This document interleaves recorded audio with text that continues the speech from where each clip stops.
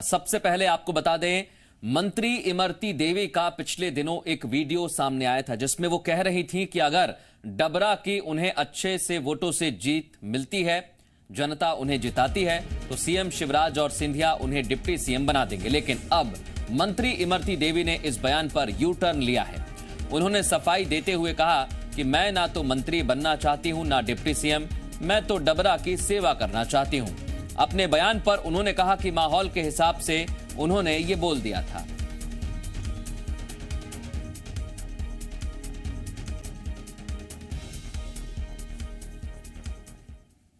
यही चाहती हूँ कि जो नेतन की मंशा है, जो ज्योतिरादित्य सिंधिया की मंशा है, इमरती देवी जिंदाबाद, जो शिवराज सिंह की मंशा है कि इमरती अगर अच्छे वोटों से जीत के आए तो अबकी बार इसे हम डिप्टी सीएम बनाएं।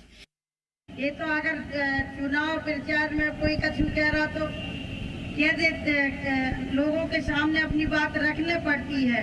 अगर जहाँ जो आदमी जैसी बात सुनने को पसंद होता है वैसी कही भी जाती है। मैं कहना चाहती हूँ कि ना तो मैं मंत्री ना डिप्टी सीएम, मैं सिर्फ बनना चाहती हूँ अपने डबरा विधानसभा की सेवक।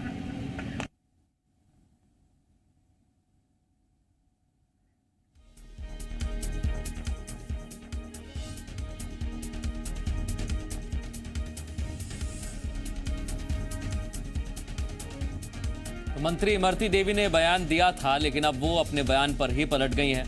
उनका कहना है जनता के हिसाब से बयान देना पड़ता है, जहां जो सुनना पसंद करते हैं उसी हिसाब से वो बयान दे देते हैं।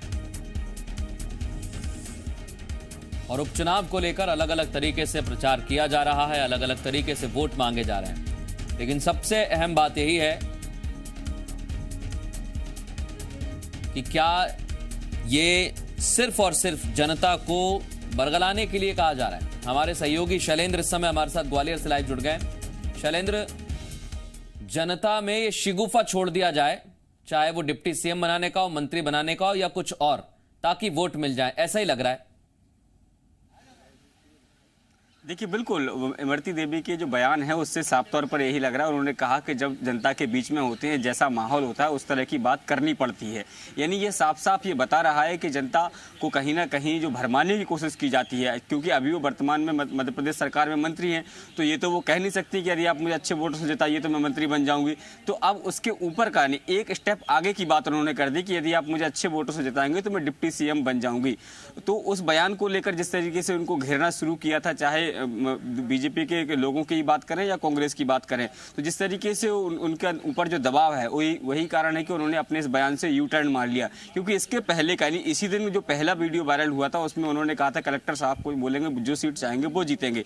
उसको लेकर ईसी ने भी नोटिस जारी किया, मध्य प्रदेश सरकार को नोटिस जारी किया, कलेक्टर को नोटिस जारी किया और कहीं ना कहीं कांग्रेस को बैठे बैठाए वो मुद्दा भी मिल गया था।